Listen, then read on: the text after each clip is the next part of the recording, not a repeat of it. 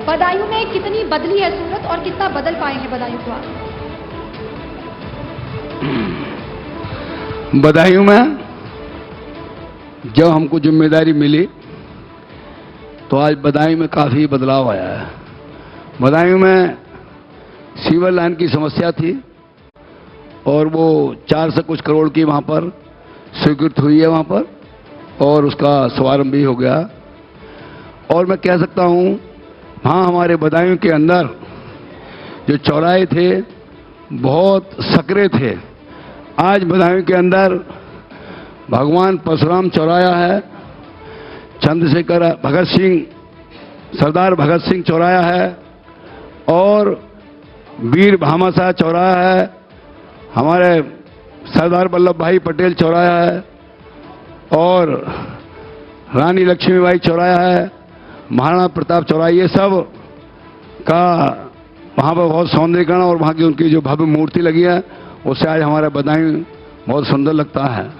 हमारे वहाँ पर जो वर्कशॉप था, जहाँ रोडवेज थी वहीं पर वर्कशॉप था, और आज जो है शहर के बाहर वर्कशॉप बना है बहुत अच्छे उसमें। तो शहर हमारा कई मायनों में बहुत अच्छा है। और मैं कह सकता हूँ कि जो वहाँ पहले उसकी सड़कें खराब थी वो सब सड़कें भी अच्छी हुई हैं। तो बदायूं की जो बाईपास की समस्या थी, बाईपास की जी बदायूं बदल रहा है रफ्तार से। हाँ, बदायूं और बाईपास की इतनी समस्या थी, अंदर इतना जाम लगा रहता था, इतना जाम रहता था कि कई घंटे जाम लगता था। और आज वो बाईपास बना है, पीछे रुका हुआ था। जब हमारी सरकार आई तो हम माननीय मुख्यमंत्री इसका और काफी पैसा देने के बाद वो बाईपास बन गया। और एक पीछे उसमें कोई पुल की भी समस्या थी 16-17 करोड़ रुपए की, वो भी पूरी होने के आज एक बाईपास चालू हो गया। दूसरे की भी हम तैयारी कर रहे हैं, तो हमारा बाईपास भी हो गया। और हम कह सकते हैं कि वहाँ पर हमारे 400 कुछ का एक विद्युत घर जो बना है केवीए का, और वो 6 से 74 कुछ ऐसे करोड़ का है, तो वो भी वहाँ पर बन गया। तो बदायूं कई मानों में, जैसे हमारे काना गौशाला है, बारात घर है, शमशान भूमि है, इन सब चीज़ों में बहुत काफ़ी विकास होकर आज बदायूं हमारे काफ़ी अच्छे स्थान है। कई सारी योजनाएं हैं जो पाइपलाइन में हैं, चल रही हैं, और कई ऐसी हैं जिन पर काम लगभग पूरा होने को है, जो आपने जानकारी दी है। हरीश शाक्य जी भी हैं, बिलसी से पहली बार ये विधायक बने हैं, और सर रिकॉर्ड मतों के साथ भी जीत हुई है आपकी इस बार, और पहली बार के विधायक हैं, रिकॉर्ड मतों से आप जीते हैं। सबसे पहले तो 6 महीने का वक्त गुजर गया है, आपकी विधायकी को 6 महीने का वक्त हो गया। अभी तक आपने क्या कुछ किया है बिलसी के लिए, और आगे का आपका विजन क्या है? सबसे पहले मैं आप सबका धन्यवाद देता हूं कि आप सब लोगों ने मुझे इस चैनल पर बुलाने का काम किया। और जब से मुझे जिम्मेदारी मिली है, क्षेत्र की जनता ने मुझको जनप्रतिनिधि चुना है, तब से निरंतर मैं जनता के बीच में रहकर वहाँ की जो भी समस्याएं हैं उन समस्याओं को प्रमुखता से उठाने का काम किया है। एक बहुत लंबे समय से वहाँ एक रोडवेज स्टैंड की समस्या थी बिलसी के अंदर। आज मैं कह सकता हूँ उस काम को लगभग हम पूर्ण की दिशा में लेके जा रहे हैं। हमने भूमि चयनित करा दी है, भूमि चयनित करा के उसका प्रस्ताव बनवा के शासन को भिजवा दिया है। इसी तरीके से एक गौशाला की गायों की एक हमारा क्षेत्र गंगा के किनारे है, वहाँ गाय की समस्या रहती है, तो एक वृहद गौशाला के लिए भी भूमि चिन्हित करा के यहाँ से प्रस्ताव बनवा के शासन को भेज दिया। उसमें लगभग 2500 गायों के रहने की व्यवस्था की है, एक बड़ा काम कराया है। इसी तरीके से हमारी विधानसभा में बिलसी हेडक्वार्टर है और सारी जगह अग्निशमन केंद्र हैं, लेकिन हमारे यहाँ नहीं है। उसके लिए भी हम भूमि चिन्हित करा के एक अग्निशमन केंद्र की भी बहुत जल्दी स्थापना कराने का काम करेंगे। और हमारे यहाँ डिग्री कॉलेज है, डिग्री कॉलेज में बीएससी की कक्षाएं प्रारंभ नहीं हुई हैं, तो चूंकि 15-20 किलोमीटर रेडियस में वहाँ 10-12 इंटर कॉलेज हैं, लेकिन बीएससी की कक्षाएं ना होने के कारण बेटियों को बहुत समस्या है। इस कारण मैंने वो भी प्रस्ताव बनवा के कॉलेज में और उस कॉलेज के प्रस्ताव को भी शासन को भिजवाने का काम किया है। तो बहुत सारी चीज़ें हमारी प्राथमिकता पे हैं जिनको मैं काम करने के लिए निरंतर प्रयास कर रहा हूँ। क्षेत्र में हमारे पंचायत घर भवन बने हुए हैं, उन भवनों में अच्छी लाइब्रेरी की स्थापना हमने एक नई पहल शुरू की है। जिससे गरीब बच्चे हैं वो जाकर वहाँ सचिवालय में पढ़ सकें। और बहुत सारी जो सरकार की योजनाएं जिनके ऑनलाइन फार्म आवेदन किए जाते हैं, तो हम कहीं जाने की आवश्यकता ना है। गांव में वो पंचायत भवन में हमारा एक कंप्यूटर ऑपरेटर रहेगा और वो सारी योजनाओं को उसमें लंबे वक्त से लाभ इस्तेमाल भी हो रहे। राजीव कुमार जी उर्फ बब्बू भैया भी आपको कहा जाता है, सबसे पहले तो आप ये बता दें कि बब्बू भैया आपको क्यों कहा जाता है? नहीं, देखिए, एक हर व्यक्ति का एक निकनेम होता है, तो ये मेरा प्यार का घर परिवार वालों ने शुरू किया था, तो अब इसी को ज़्यादा मान्यता दे देते हैं लोग और प्यार से बब्बू भैया कहते हैं। इससे मुझे भी अच्छा लगता है और कहने वालों को भी अपना तो साझा लगता है। बब्बू भैया की लोकप्रियता कितनी बढ़ी है? ये आपका दूसरा कार्यकाल है जहां तक मुझे अंदाजा है, और कितनी लोकप्रियता आपकी बढ़ी है इस दूसरे कार्यकाल तक आते आते? देखिए, पहले तो मैं आपके चैनल को बहुत धन्यवाद देता हूं कि आज इस तरीके का आयोजन करने का काम आपने किया है। और मैं एक बात जो आपने कहा था कि बदायूं शकील बदायूंनी की धरती है, मैं समझता हूं कि इसके साथ साथ वो बलवीर सिंह रंग जो राष्ट्रीय स्तर के कवि रहे हैं उनकी भी धरती है, डॉक्टर ब्रजेंद्र अवस्थी जी की भी धरती है और प्रख्यात कवि डॉक्टर उर्मिलेश शंखदार जी की भी धरती है। बदायूं सभी की मिलीजुली संस्कृति का शहर है और बदायूं की सभ्यता बहुत पुरानी है। इसलिए मैं आपको बताना चाहता था कि बदायूं में सभी प्रकार के लोगों को काम किया है, बदायूं को गौरव बढ़ाने का काम किया है। मैं उन सबको धन्यवाद। तीनों को आपने सुन लिया। ब्रजेश यादव जी, आप अकेले हैं जो तीनों की बातों को सुनकर के उन पर ऑब्जेक्ट भी करेंगे, सवाल भी खड़े करेंगे, और जैसे कि आप करते भी हैं।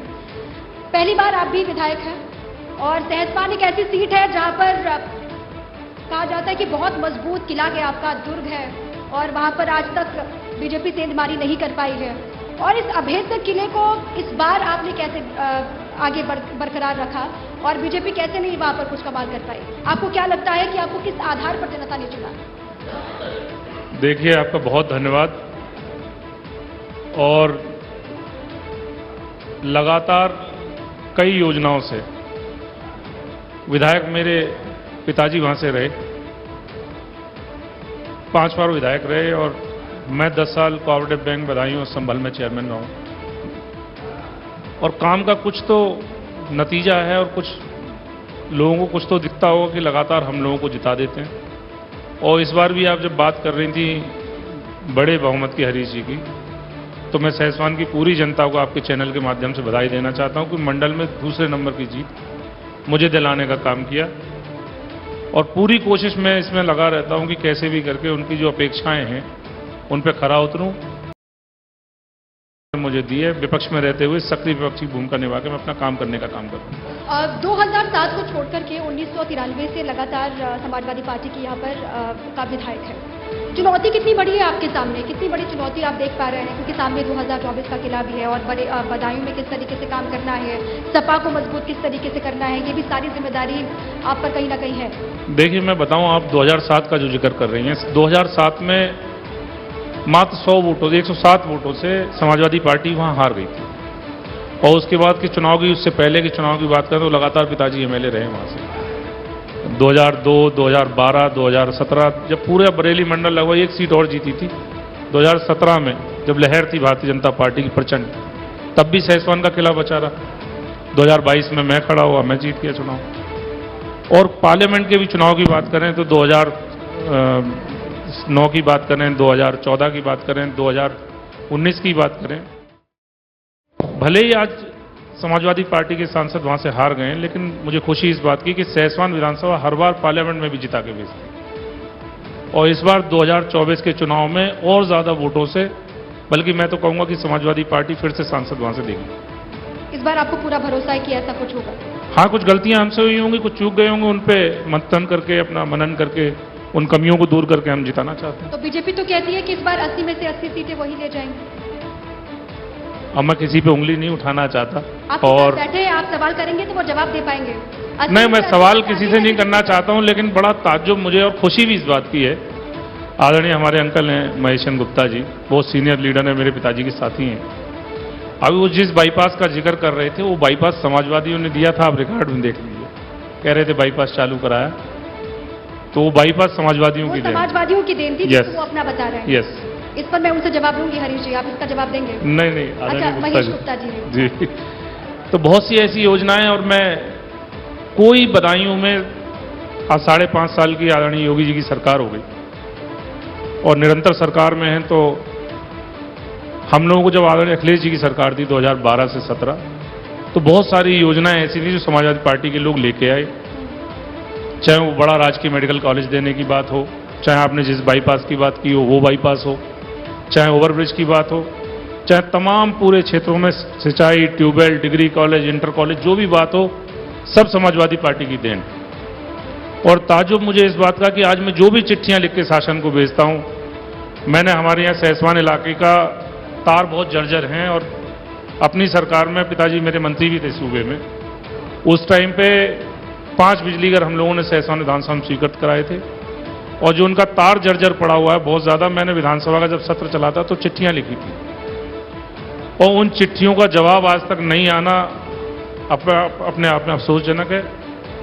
जबकि इन लोगों की जिम्मेदारी ये थी कि तार कोई अकेले एक पार्टी का, एक बिरादरी का आदमी थोड़े बिजली इस्तेमाल कर रहा है, तो पब्लिक के लोग इस्तेमाल कर रहे हैं। ठीक है, आप कुल मिला के कह रहे हैं कि जो योजनाएं आपकी सरकार लेकर के आई, उन्हीं योजनाओं को ये लोग आगे बढ़ा रहे हैं, इनका अपना कुछ जी बिल्कुल। राजीव जी, आप जवाब देना चाहते हैं? धन्यवाद। मैं बताना चाहूँगा कि बदायूं जनपद में जब से केंद्र में आदरणीय मोदी जी की सरकार आई है और उत्तर प्रदेश में आदरणीय योगी जी के नेतृत्व में प्रदेश का चौमुखी विकास हुआ है। पिछली बार मैं विधायक बना, जैसा अभी हमारे साथी कह रहे थे कि बदायूं में जो बाईपास, बदायूं के बाईपास की स्वीकृति तो भले इनके समय में हुई थी, लेकिन उसका पैसा भारतीय जनता पार्टी ने आवंटित किया है। वहाँ का पुल बनाने का काम आदरणीय महेश चंद्र गुप्ता जी ने अपने प्रयास से किया है। दातागंज बाईपास का नवीनीकरण, चौड़ीकरण और सुदृढ़ीकरण भी भारतीय जनता पार्टी की सरकार में 18 करोड़ रुपए से हुआ है। बदायूं के दोनों तरफ के बाईपास, एक मिनट, जब ये कहें तो आप इनसे मेरी बात, बदायूं के दोनों तरफ के बाईपास का पैसा भारतीय जनता पार्टी की सरकार में मिला है। जहां तक मेडिकल कॉलेज की बात है, मेडिकल कॉलेज जैसी सपा की अपनी प्रवृत्ति है काम करने की, मेडिकल कॉलेज की घोषणा तो की थी, लेकिन पैसा उन्होंने शायद 100 करोड़ या 150 करोड़ रुपया ही दिया था। 500 करोड़।